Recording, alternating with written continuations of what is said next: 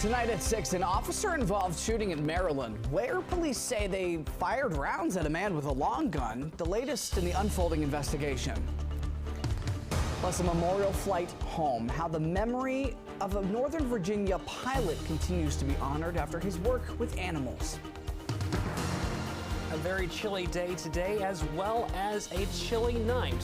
What will the temperature be as you head back to work on Monday? And home from the holidays, the travel rush after Thanksgiving celebrations, and when you might want to travel closer to Christmas. For Cyber Monday deals, they are incoming. We've got the tech tools to help you identify discounts and see if you're saving cash this holiday season. You're watching the station covering all of the DMV. This is DC News Now. Good Sunday evening. Thank you for joining us for DC News Now at 6 o'clock. I'm Ben Dennis. We begin tonight's coverage in Maryland. New details after an armed standoff where officers fired shots at a man they say was armed yesterday. Howard County police say that they were first called to American Faro Lane in Laurel for domestic disturbance. Officials say body camera video shows a woman on an upper ledge of the residence and a man at a window inside with a long gun, adding the man repeatedly refused to drop the weapon. Two officers fired shots. Police say when they entered the home, they found the man dead. Officials say it is still unclear if the man died from the shots fired by police or his own gun. No officers were hurt. Meantime, one Prince George's County local leader was shot and killed in Upper Marlboro. Officials say 33-year-old Cornelius McDonald was shot outside of a restaurant on Lotsford Court. That's where he died. McDonald's LinkedIn profile says he worked in case management and youth mental health services.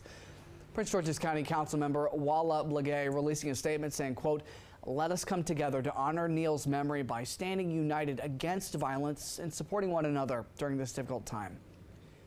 And in D.C., police are looking for these suspects allegedly connected to a burglary early this morning.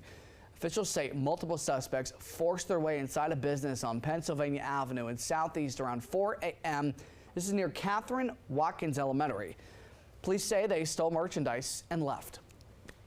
Well, tonight, the memory of a Fairfax County pilot continues to be honored after his fatal flight to New York State, with 3 rescued dogs headed to their new homes. The remains of one of those dogs killed in that plane crash now back in the DMV. DC News Now's Dave Laval joins us from the Leesburg Executive Airport, where a special flight landed not long ago. Dave, tell us about the connection between the Springfield pilot, Suk Kim, and these dogs that he worked with. Well, Ben, we can tell you first, the remains of Suk Kim have already been cremated. Before his funeral takes place, Kim's family wanted the remains of the dog that also perished in the crash to be buried with him. Fellow pilot Chris Moon presented the ashes of the dog Lisa to Kim's family, including his children, late this afternoon. Moon spent about 4 hours on the round-trip flight to Albany today to pick up the ashes. Kim flew to New York to take 3 rescued dogs to a kill shelter when the crash happened last Sunday night near Albany.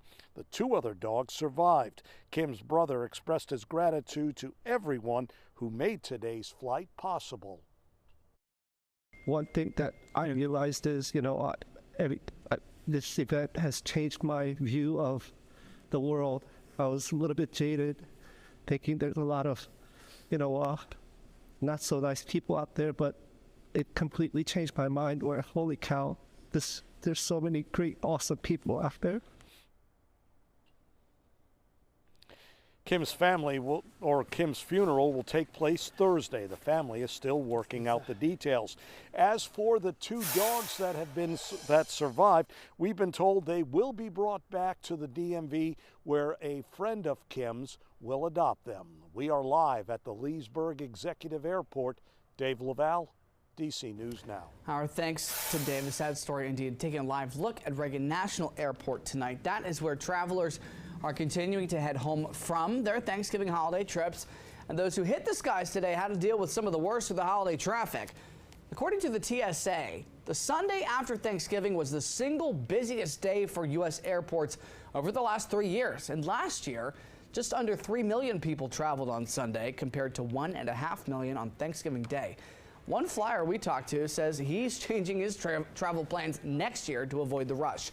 Probably travel a week in advance or a few days before a holiday, and then probably a few days after the holiday instead of right after. Looking ahead to Christmas time, NerdWallet says the best days to avoid crowds during Christmas travel, that's December 18th and 19th. All right, before we get to your forecast, we are seeing some flurries in Montgomery County. This video sent in from our very own Haley Mylon in Poolesville. Another look at Reagan National right now, and yeah, the snow right there is a signal of what is most likely to come in the next few months. Meteorologist Derek Bowen is in for Scott Sumner tonight. He's taking a look at it right now. You're also looking at the temps today compared to years past. I will say that the flurries in Washington County and Frederick County were just a hair bit bigger than that, but thankfully, though, we didn't have any sort of ground accumulation, just something nice to look at.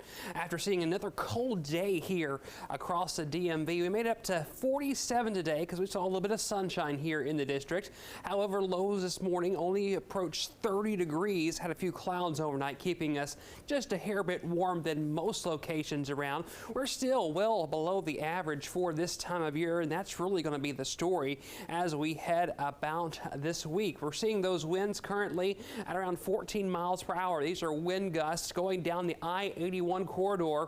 We're dealing with winds 20 miles per hour plus, and we're seeing that as well going back up into the Allegheny Mountains. We're going to see these winds continue onward for a few more days. It's going to be very blustery out there and very chilly along with it. Temperatures along the I-81 corridor are all into the 30s. However, along the I-95 south of D.C., we're in the 40s. However, Baltimore is sitting at 38 degrees.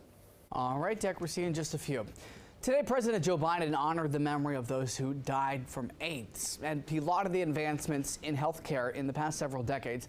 An AIDS memorial quilt was spread on the White House South Lawn for the first time in observance of World AIDS Day. Biden invited survivors, family members of those who have died, and advocates to memorialize the lives lost to the epidemic. President Biden emphasized the federal government's support for the more than 1 million people in the United States living with HIV, which can lead to AIDS. We honor the spirit of resilience and the extraordinary strength of people, families, and communities affected by HIV/AIDS. And we send a clear message to the nation and to the world that we stand united in the fight against this epidemic. There was also a red ribbon draped on the White House, a symbol of support and awareness for those with HIV and AIDS. Tomorrow, D.C. is hosting a World AIDS Day concert downtown. Live performances, free resources, and more. That kicks off at the Hamilton Live Theater on 14th Street at 6 p.m. All right, as much as we love Thanksgiving Day meals, it could be a challenge to finish those leftovers before they go bad. DC News Now's Skylar Salas talked to a local chef about creative ways to make the most out of what may still be sitting in your fridge.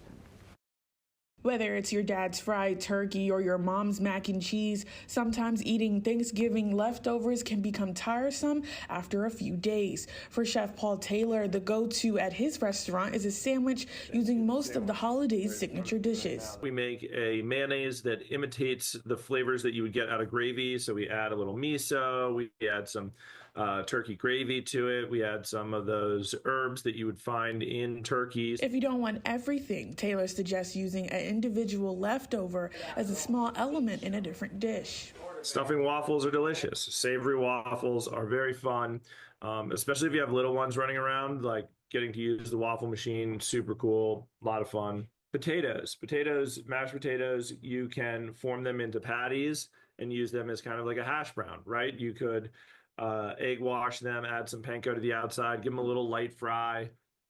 There are really cool ways to use all of these things. Taylor says investing in a vacuum seal is a good idea to help you savor your leftovers months later. It also ensures you're getting the most out of the time and money you spent on the Thanksgiving Day meal. That way, one, you can keep your refrigerator and sort of a freezer in a very organized manner, and two, you'll have the ability to unfreeze something and, enjoy Thanksgiving in, the middle of January or February. In Prince George's County, Skylar Salas, DC News Now.